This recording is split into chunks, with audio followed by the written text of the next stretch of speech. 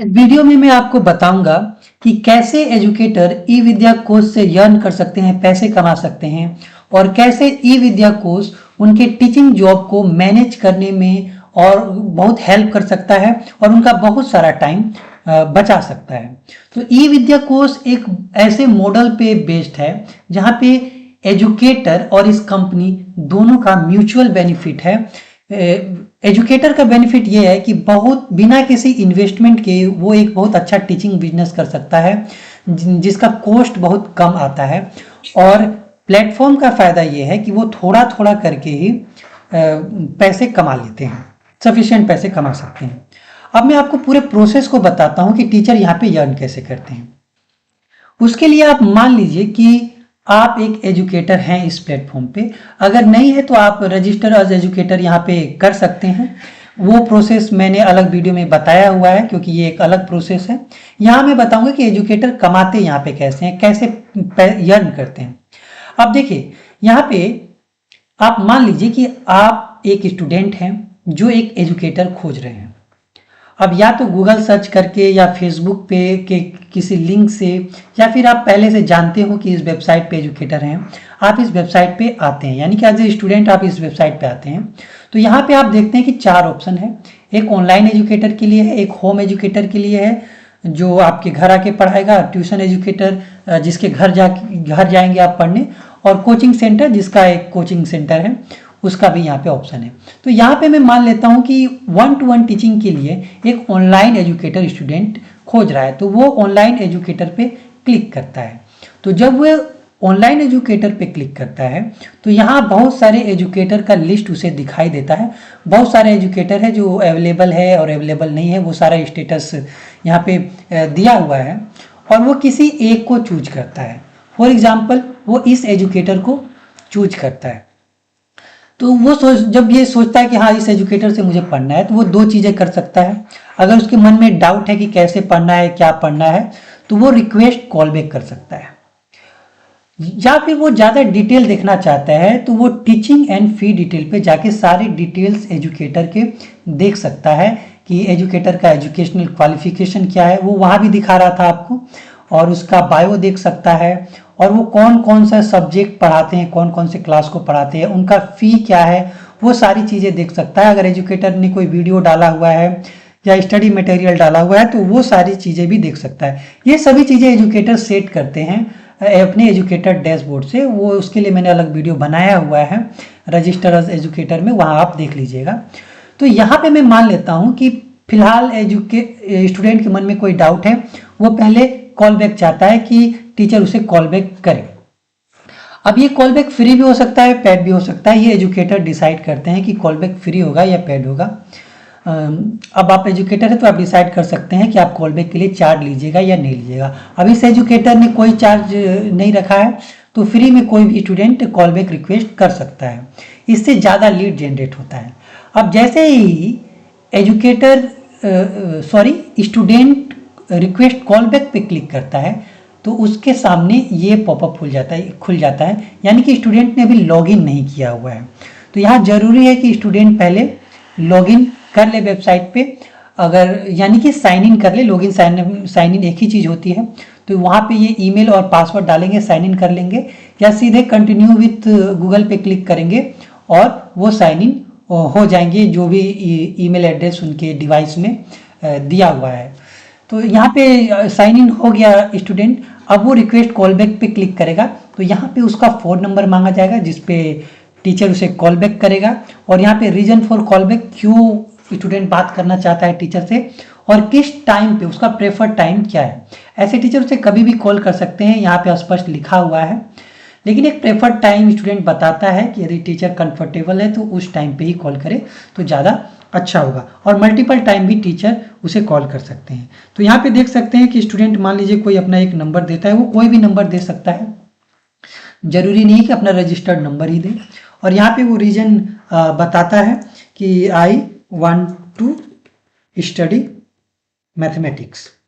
अब ये reason explain करने के बाद वो यहाँ पे अपना प्रेफर्ड टाइम भी बताता है, जैसे कि वो बोल सकता है कि मुझे 6 PM के बाद कॉल किया जाए, तो वो यहाँ लिख सकता है आफ्टर 6 PM या कोई भी टाइम यहाँ पे वो अपना लिख सकता है या पूरे एक्सप्लेन एक लाइन में कर सकता है कि वो एक्चुअली किस टाइम वो चाहता है कि आप उसे कॉल करें। उसके बाद ये रिक्वेस्ट फ्री कॉल बैक पे क्लिक करता है। तो जैसे ही ये रिक्वेस्ट फ्री कॉल बैक पे क्लिक करता है, एजुकेटर को एक नोटिफिकेशन आता है, वो भी मैं आपको दिखा देता हूं।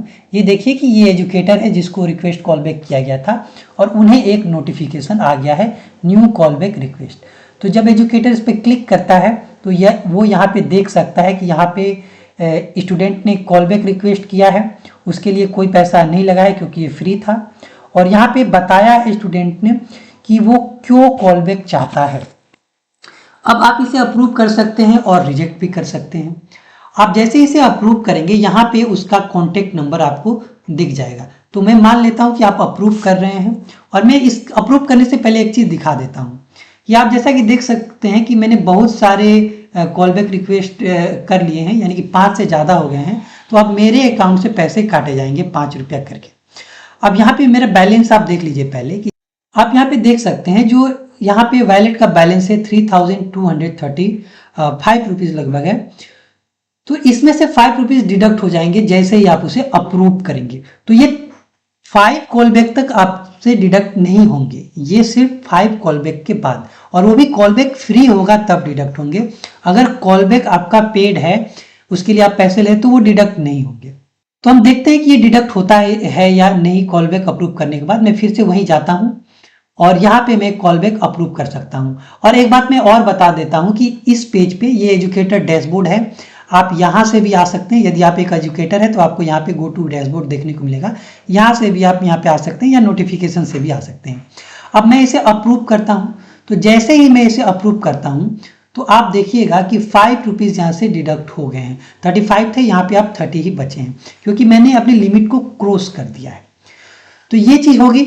अब मान लीजिए आपने स्टूडेंट से बात कर लिया। अब बात कैसे करेंगे आप, जैसा कि मैंने कहा था आपको कि स्टूडेंट का नंबर रिवील हो जाएगा, तो वो आप कहाँ देखेंगे, वो यहाँ पे देखेंगे माई सेशन में। यहाँ पे देखिए स्टूडेंट ने जो कॉल बैक रिक्वेस्ट किया है तो उसका नंबर यहाँ पे जो उसने दिया था ये रिवील हो चुका है और अभी भी रीजन यहाँ पे लिखा हुआ है।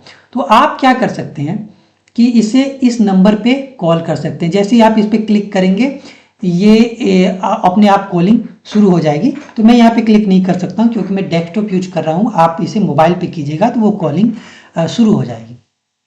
उसके बाद आप बात करते हैं और सेटल करते हैं स्टूडेंट से कि हाँ आप कोर्सेज कर सकते हैं, इस टाइम पढ़ सकते हैं, ऐसे पढ़ सकते हैं, जो भी चीज़ें आप स्टूडेंट को बता सकते हैं। उसके बाद स्टूडेंट चाहे तो यहीं से आपका सेशन भी बुक कर सकता है, या फिर आपने जो बात किया है कि नहीं आप कैश पेमेंट ले लेंगे या किसी और माध्यम से ले लेंगे तो वो भी आप कर सकते हैं, हमें उससे कोई दिक्कत नहीं है। लेकिन स्टूडेंट के लिए ये चीज़ सिक्योर है, इसलिए स्टूडेंट इसे प्रेफर करेगा। अब ये कैसे सिक्योर है स्टूडेंट के लिए और टीचर के लिए भी मैं आपको बताता हूँ। अब जैसे यहाँ पे स्टूडेंट अब चाहता है कि वो सेशन बुक करे, मान लीजिए वो आवरली सेशन ही बुक करना चाहता है। सॉरी, मैं खुद का सेशन बुक कर रहा हूँ, मैं स्टूडेंट का प्रोफाइल खोलता हूँ। अब मान लीजिए स्टूडेंट आवरली सेशन बुक करना चाहता है, वो यहाँ क्लिक करता है, वो आवरली या मंथली सेशन चूज कर सकता है। फिलहाल उसके अकाउंट में सफिशिएंट बैलेंस नहीं है आवरली सेशन बुक करने के लिए, वो 200 आवरली सेशन बुक करता है। तो उस स्टूडेंट के अकाउंट में 2200 है, तो इसमें से डिडक्ट होंगे ये 200, आप देखिएगा।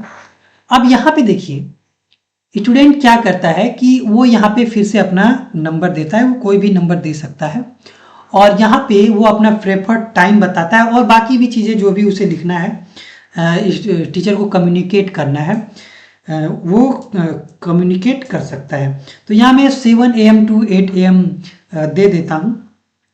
और उसके बाद आप क्या कर सकते हैं कि नीचे जब आप क्लिक कीजिएगा पे सिक्योरली वाइवा वैलेट, तो 200 आपके वैलेट से डिडक्ट हो जाएंगे, आपके नहीं स्टूडेंट के वैलेट से डिडक्ट हो जाएंगे। तो यहाँ पे देख सकते हैं बुकिंग कंफर्म, और अब स्टूडेंट यहाँ पे देख सकता है कि उसके अकाउंट में जो 2200 थे वो 2000 यानी कि 2000 बचे हुए हैं, और ये पहले का नोटिफिकेशन है तो इसे आप छोड़ भी सकते हैं। अब देखिए कि अब क्या होता है कि फिर से एजुकेटर को नोटिफिकेशन जाता है, एजुकेटर को यहाँ नोटिफिकेशन जाता है और एजुकेटर देखता है कि यहाँ पे स्टूडेंट ने इसका आवरली सेशन बुक किया है जो कि होल्ड पे है, ये जो अमाउंट उसने पे किया है वो होल्ड पे है। अब क्या कर सकता है कि वो इसे रिजेक्ट कर सकता है या अप्रूव कर सकता है।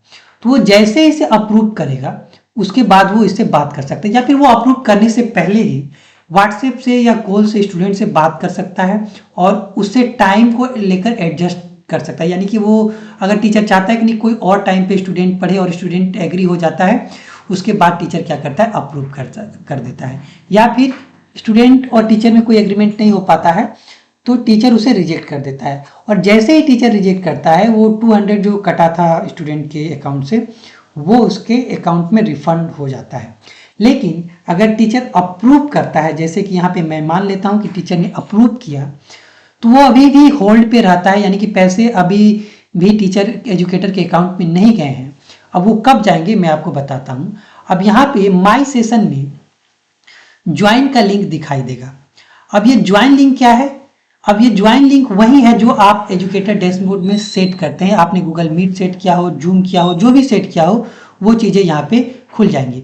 और स्टूडेंट के लिए क्या होगा, स्टूडेंट को भी नोटिफिकेशन आ जाएगा कि उनका जो बुकिंग था 200 का वो कंफर्म हो चुका है, और वो भी यहाँ पे बुक सेशन से कंफर्म ज्वाइन क्लास कर सकते हैं।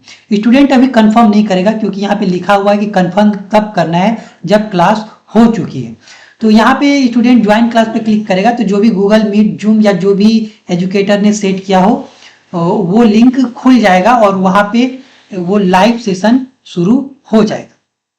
तो दोनों को एक साथ आना है या दोनों एक टाइम पे जाएंगे और वेट करेंगे तो दोनों ज्वाइन हो जाएंगे। अगर नहीं जाएंगे तो दोनों का कॉन्टेक्ट नंबर है ही, वो कॉन्टेक्ट करके ये सेशन कंप्लीट कर सकते हैं।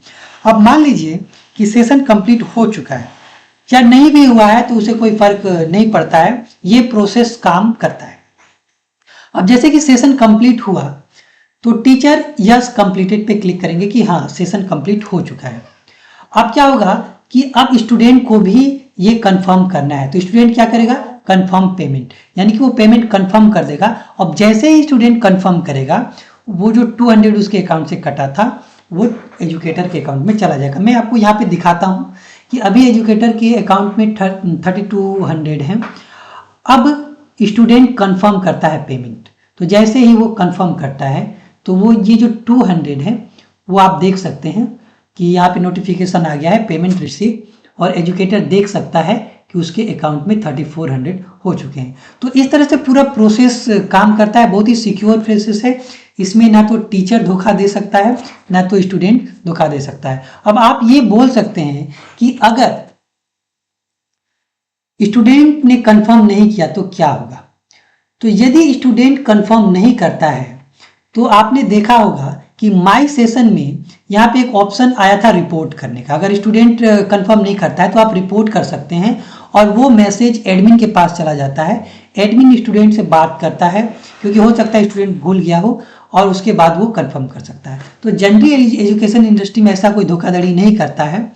वो हो सकता है भूल ही गया हो तो एडमिन उसे क्लियर कर देता है, एडमिन उसे कंफर्म कर देता है, तो पेमेंट जो कि ऑलरेडी कटा हुआ है उसके अकाउंट से वो एजुकेटर के अकाउंट में चला जाता है। इसमें कोई आपको बहुत ज़्यादा वेट करने की जरूरत नहीं है, बस आपको क्लिक करना है, वो अपने आप सारी चीज़ें हो जाती है। तो इस तरह से आपका बहुत सारा टाइम बचता है। अगर आपके बहुत सारे स्टूडेंट हैं तो बहुत सारे लीड जनरेट करने हैं तो उनका रिकॉर्ड रखने की बात हो या उनका पेमेंट रिसीव करने की बात हो, क्योंकि पेमेंट रिसीव करना भी एक प्रॉब्लम हो सकता है, स्पेशली जब आप ऑनलाइन एजुकेटर हो।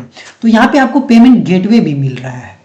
अब पेमेंट गेटवे मिल रहा है इसका मतलब कुछ चार्ज तो कटेंगे।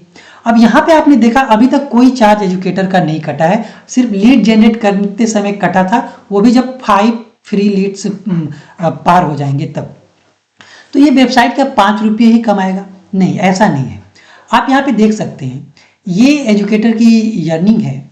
अब वो जैसे ही एजुकेटर इसे विड्रॉ करना चाहता है, ये इसके अकाउंट की में नहीं है, ये वैलेट में है।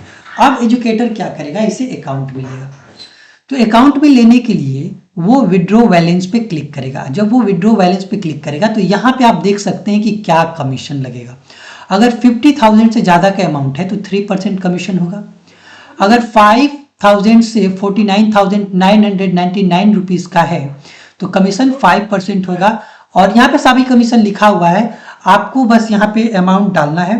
पहली बात तो आप 500 से कम नहीं डाल सकते, जैसे कि अगर 500 डालते हैं तो 400 ही आपको मिलेगा, और 1000 डालते हैं तो 900 मिलेगा। और इसी तरह 5% कमीशन, जो भी कमीशन डिडक्ट हो रहा है वो यहाँ पे दिखाई दे रहा है। 5% हो या 10% हो, जो भी होगा यहाँ पे दिखाई देगा। अगर आप 50,000 डालिएगा तो वो भी यहाँ पे दिखाई देगा कि इतना कमीशन डिडक्ट होगा आपका। लेकिन यहाँ पे ध्यान देना, 50,000 तो आपके अकाउंट में है नहीं, तो आपको डालने से कोई फायदा नहीं है, वो रिजेक्ट हो जाएगा।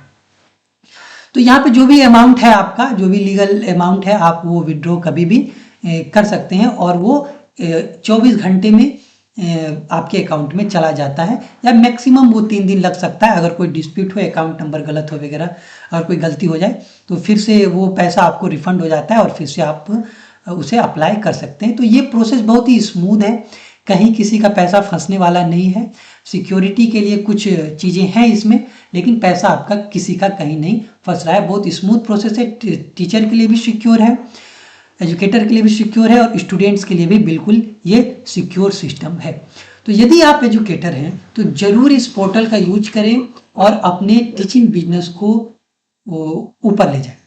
बाकी अगर आपको कोई भी डाउट है तो आप मुझे पूछ सकते हैं। जहां तक रजिस्टर एज एजुकेटर है और एजुकेटर डैशबोर्ड आप यहाँ पे देख रहे हैं, इस पे मैं अलग से वीडियो बना दूंगा। ऐसे मैंने बनाया हुआ है, लेकिन बहुत सारे अपडेट्स आए हैं, तो मैं इस अपडेट के साथ एक अलग वीडियो बना के यूट्यूब पे या फिर फेसबुक पे, जहां भी आप देख रहे हैं, वहां डाल दूंगा।